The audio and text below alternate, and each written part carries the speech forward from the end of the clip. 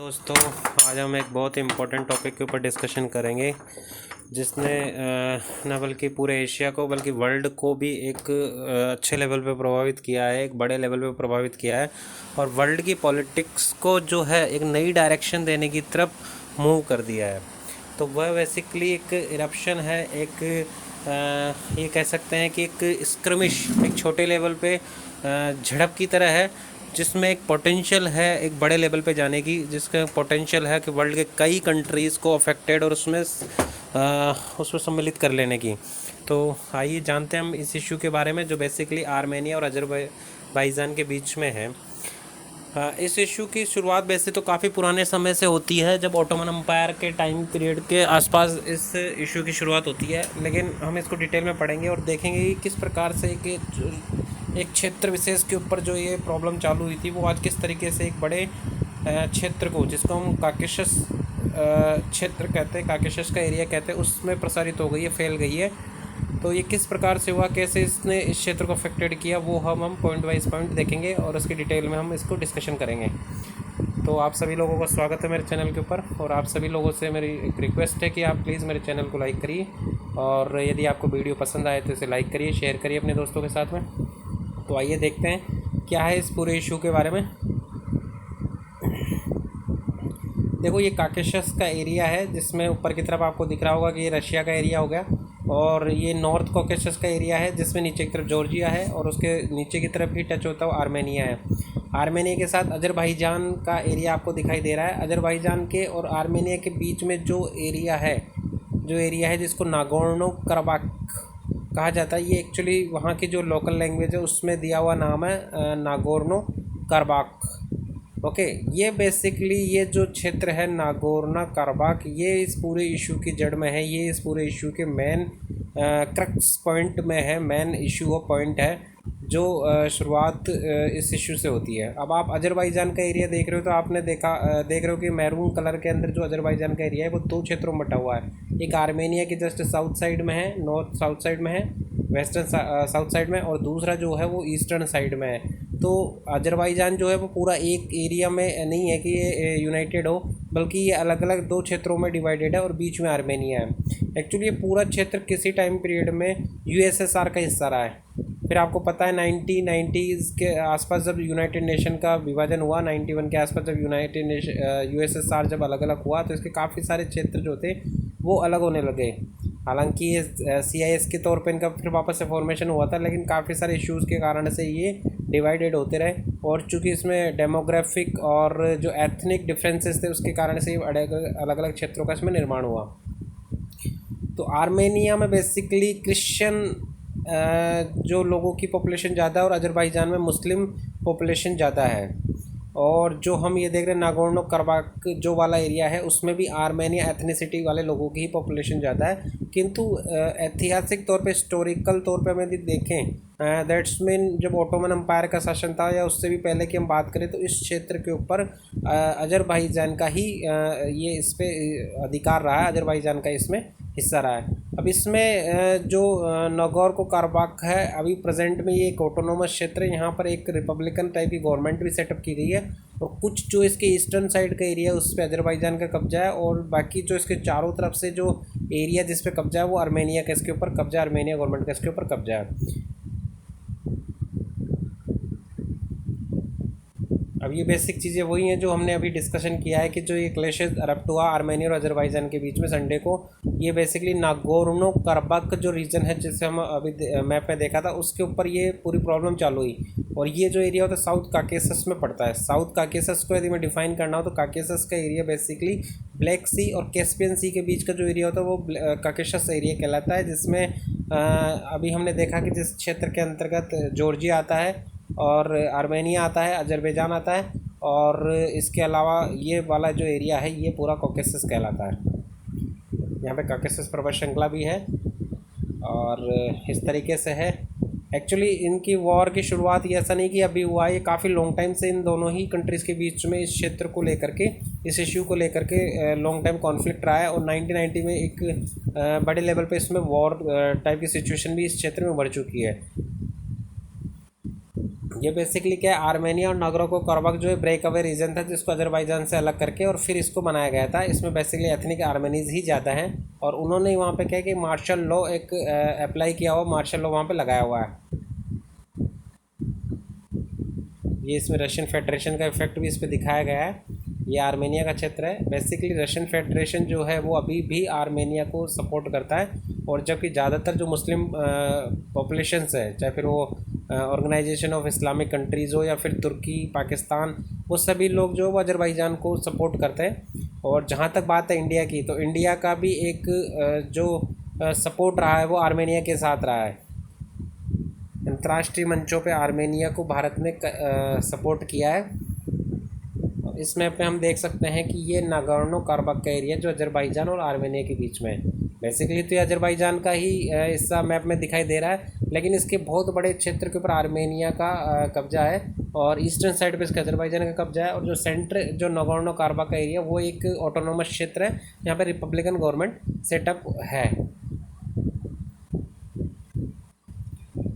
अभी वहाँ पे जो वॉर कॉन्फ्लिक्ट हुआ है उसके बारे में इसमें बताया गया है। अजरबैजान ने जो कहा अपने रेस्पॉन्ड के कि उसने क्यों इस तरीके का टेक किया, क्यों ये कॉन्फ्लिक्ट चालू, उसने आर्मेनियन गवर्नमेंट को इसके लिए पूरी तरह जिम्मेदार बताया, और आर्मेनियन जो आर्मी है उसकी तरफ से जो अटैक हुआ है उसको इसके लिए जिम्मेदार बताया। और उसने ये कहा कि उसने बहुत जो 7 विलेजेस है उसके ऊपर उसने अजरबैजान ने कब्जा कर लिया है। बट और जो नागोर्नो कराबाख गवर्नमेंट है उसने इस बात को पूरी तरह डिक्लाइन किया है कि ऐसा कुछ नहीं है, किसी भी प्रकार के विलेज के ऊपर अजरबैजान का कब्जा नहीं हुआ है। और ये जो कॉन्फ्लिक्ट जनरेट हुई उसमें पूरे वर्ल्ड को भी झकझोरने की कैपेसिटी रखी, क्योंकि इसमें फिर वही डिवाइडेशन रिलीजियस आधार पे दिखाई देता है। जो क्रिश्चियनिटी है वो आर्मेनिया के साथ में, और जो मेनली मुस्लिम पॉपुलेशन वो अजरबैजान के साथ में जाती हुई दिखाई दे रही है। रशिया ने इसमें इस पूरे मामले में शांति बनाए रखने की अपील की है, और जो पोप फ्रांसिस है, जो रोम के जो पोप फ्रांसिस है, उन्होंने भी इस पूरे मामले में शांति बनाए रखने के लिए अपील इससे की है।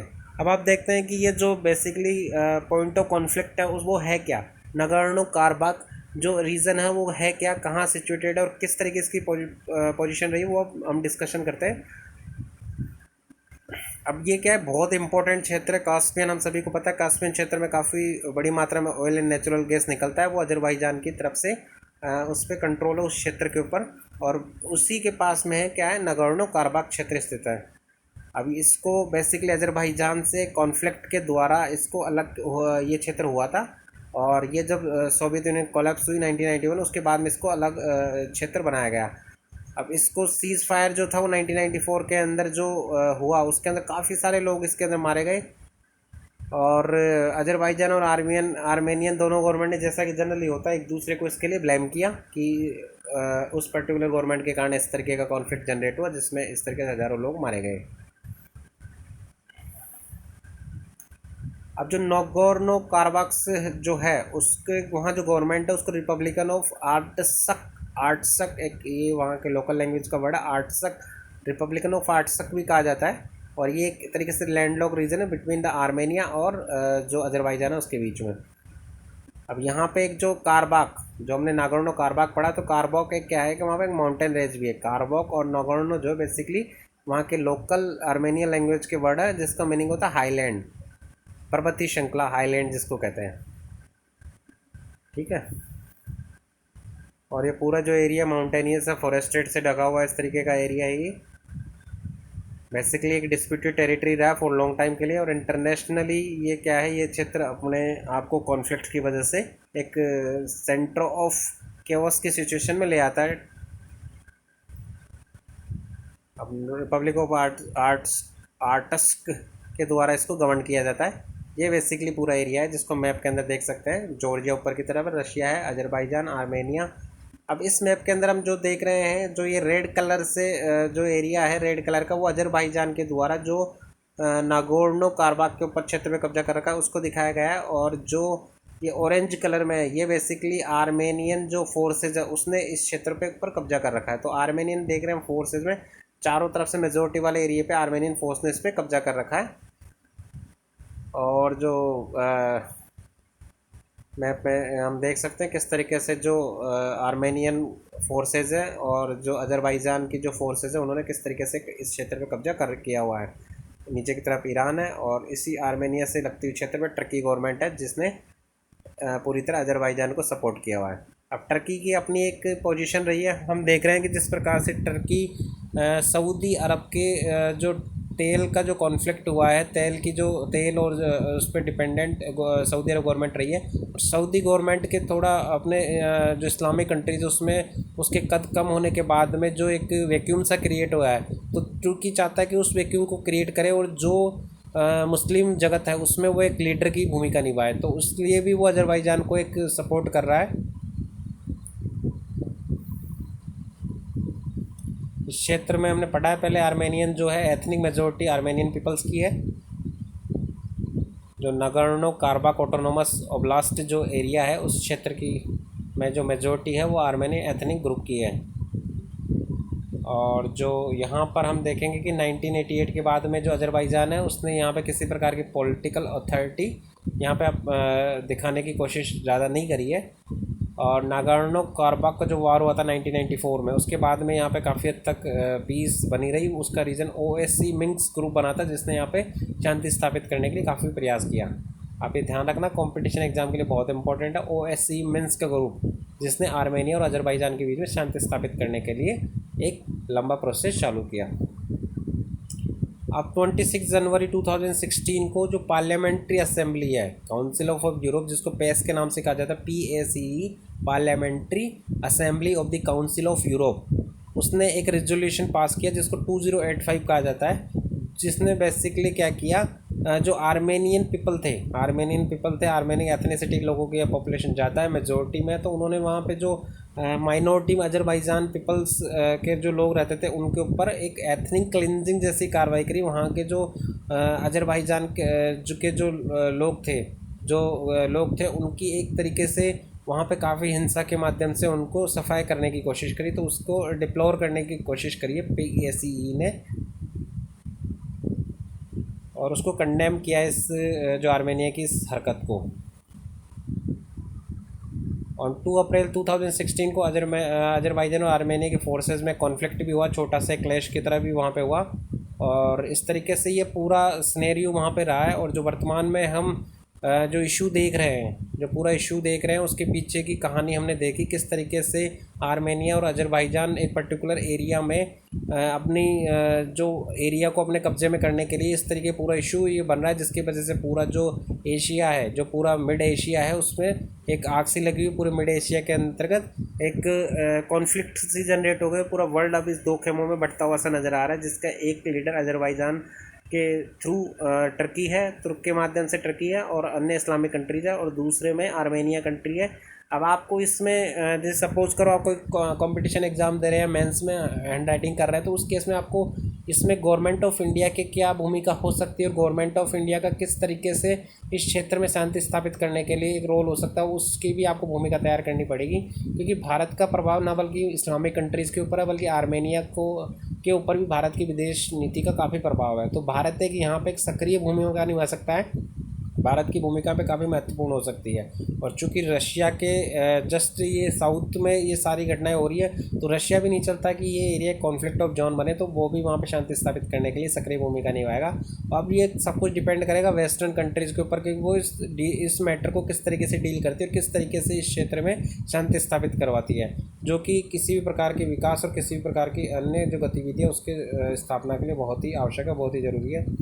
तो फ्रेंड्स, ये सब था ऑल जो इंसिडेंट्स अभी प्रेजेंट में चल रहा है, क्लैशेज जो एरप्शन हुई है बिटवीन आर्मेनिया एंड अज़रबैजान के बीच में। तो that's all about it and thank you last तक बने रहने के लिए। और यदि आपको वीडियो पसंद आया तो आप इसे लाइक करिए, अपने दोस्तों के साथ शेयर करिए, मेरे चैनल को लाइक करिए। थैंक यू फॉर लास्ट तक बने रहने के लिए। एक बार फिर मैं आपको धन्यवाद देना चाहूँगा।